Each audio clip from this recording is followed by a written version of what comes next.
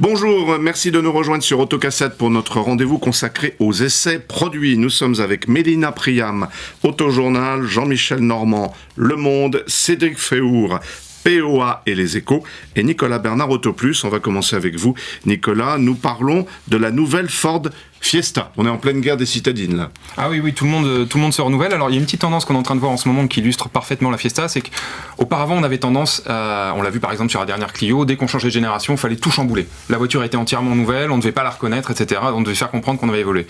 Maintenant, il y a un peu une tendance qu'a initiée Volkswagen, qui est de dire le nouveau modèle ne doit pas complètement démoder l'autre. Et on doit garder une identité de façon à ce que quand on voit le nouveau modèle, on sache quel est son nom. Là, c'est le cas de la Fiesta. Alors, c'est dû aussi au fait que la plateforme est la même que la précédente. Il y a vraiment un style beaucoup plus moderne, mais on retrouve vraiment les lignes de la précédente qui ont été généreusement modernisées. C'est plutôt une réussite en termes esthétiques, et on peut reconnaître la Fiesta sans aucun problème.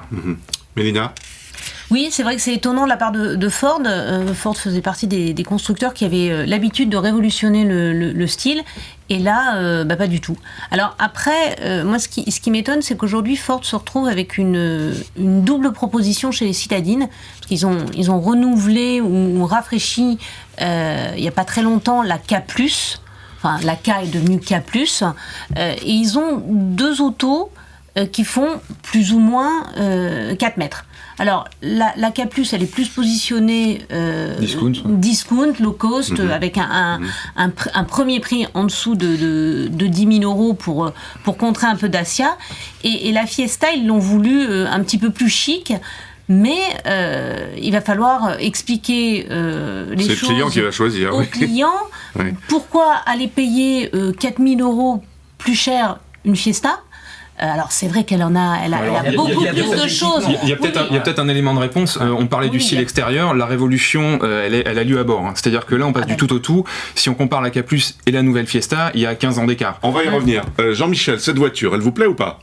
Moi, elle me plaît très moyennement parce que c'est toujours effectivement cette tendance où on va. Je pense que c'est peut-être l'effet LOA, c'est-à-dire que la LOA privilégie les constructeurs dont les voitures ne se décotent pas. Et pour qu'une voiture ne se décote pas, vieille méthode des constructeurs allemands, il faut surtout ne pas multiplier les différenciations d'une génération à l'autre. Bon, alors du coup c'est un petit peu frustrant, c'est une voiture qui était une voiture qui était assez joyeuse, assez enjouée, qui là essaye de s'embourgeoiser de façon un petit peu artificielle à mon sens, et qui surtout se répète terriblement. Il y a que la partie arrière qui change. Bon, l'intérieur effectivement mieux, avec moins de tous ces boutons qu'il y avait sur le tableau de bord sont un petit peu réduits. Moi, alors peut-être que les consommateurs seront ravis, le journaliste n'est pas du tout emballé. Oui. Nicolas, vous parliez des équipements à foison. Oui, tout à fait. Alors, ils sont tous articulés notamment autour d'une grande tablette qu'ils viennent de mettre, qui fait déjà 6 pouces et demi. C'est nouveau chez Ford, ça. En option, ouais, tout à fait. Ils avaient tendance à mettre des boutons partout, c'était incompréhensible. Là, tout est regroupé autour de ça avec les commandes principales en dessous. L'écran peut même passer à 8 pouces pour une option à 450 € dès qu'on prend le GPS, en fait. L'écran marche bien, c'est-à-dire que des fois, on a des grandes tablettes et puis finalement, il n'y a pas le processeur derrière, donc c'est complètement ralenti. Là, ils ont plutôt bien fait le boulot. C'est ergonomique, c'est plutôt bien fait, et il y a beaucoup d'équipements. Après, la Fiesta a toujours un petit problème d'image de marque, et plus principalement Ford en France, c'est que ça reste un véhicule qu'on achète notamment pour les prix planchers. La voiture est positionnée à peu près au même prix que ses concurrentes. À partir de 13 950. Voilà, mais la différence par rapport aux autres, c'est que là, le véhicule à peine sorti, il y a déjà 2 500 € de remise, et gageons que tout au long de sa carrière, la voiture aura des remises comme ça, parce que Ford ne fait que ça. Il ne fait que des remises. Ford fait des voitures et des remises. Oui, parce que Ford a habitué ses clients, et maintenant ils sont dans une logique presque d'obligation. Et du coup, la Fiesta, c'est une voiture qui a une image de voiture d'étudiant. C'est la voiture pas chère qu'on achète, voilà. Et ils ont un petit peu de mal à s'en défaire. Et forcément, elle décote aussi assez rapidement, puisque personne ne les achète 16 000 € comme le prix indiqué, mais on les achète 12 000. Oui. Et ça peut monter jusqu'à, parce que là, 13 950, c'est le prix de départ. Hein. Oui, tout à fait. Mais on peut monter beaucoup plus haut. Très haut, il y a une finition vignale qui doit atteindre. Vignale, avec 1450 € supplémentaires, qui est avec du cuir, bon... Qui est un petit peu l'équivalent des versions chic chez Clio et les versions initiales, pareil. C'est pas forcément ce qu'on Fiesta. C'est pas forcément... Là, l'avantage des coûts modérés, c'est qu'on peut se payer chez Ford des bons moteurs, Je pense notamment à l'EcoBoost 100, des bons moteurs qui sont vraiment abordables.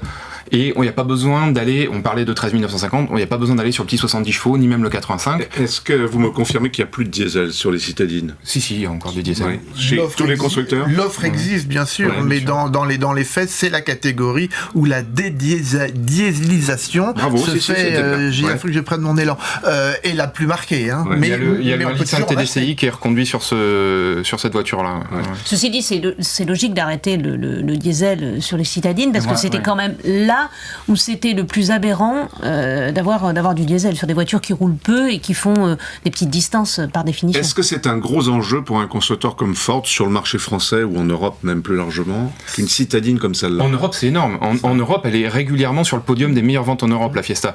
C'est important notamment pour faire tourner les usines. C'est pas une voiture qui va rapporter beaucoup de marge. C'est sûr, c'est une catégorie qui marge assez peu. En revanche, c'est des volumes énormissimes. Si ma mémoire est bonne, je crois que c'est le tiers des ventes de Ford, c'est la Fiesta. Ouais. Donc On s'en c'est rend quand pas même. compte en France parce qu'en France on a un marché qui est très, Déjà, les très monopolisé par les constructeurs français Ouais. et qui en plus les constructeurs français sont très, on va dire, performants sur le segment des Oui, citadines. parce qu'on dit tout le La- temps qu'elles la- sont la que les Clio, Français sont plus forts que les... Ils sont forts et la force en France des constructeurs français, c'est leur réseau aussi, pour Renault, pour Peugeot. Donc les Français achètent des voitures françaises. Mais pour Ford, qui est un constructeur européen et mondial, sur le marché européen, la Fiesta, c'est quand même une voiture qui représente du volume. Ce qui est drôle, c'est que l'ancienne génération était une voiture mondiale, pas celle-ci. Oui. L'ancienne génération, elle a été commercialisée aux États-Unis, en Amérique du Nord. Celle-ci ne sera pas reconduite. Elle n'est commercialisée, cette Fiesta, qu'en Europe, à votre connaissance. À ma connaissance, oui. En tout cas, plus aux États-Unis, alors que la précédente génération l'était. Voilà. Alors, un dernier petit mot sur le côté conservateur de cette Fiesta. Il y a quelque chose pour lequel on est très content, c'est qu'elle a conservé tout ce qui était plaisir de conduite, c'est-à-dire que c'était une des citadines les plus sympas à conduire. C'est toujours le cas. Il y a un vrai châssis. La voiture est vraiment vivante et vraiment agile. Et ça, ils ont su le conserver tout en améliorant un petit peu le confort. Très bien, on suivra la carrière de cette nouvelle Fiesta. Merci.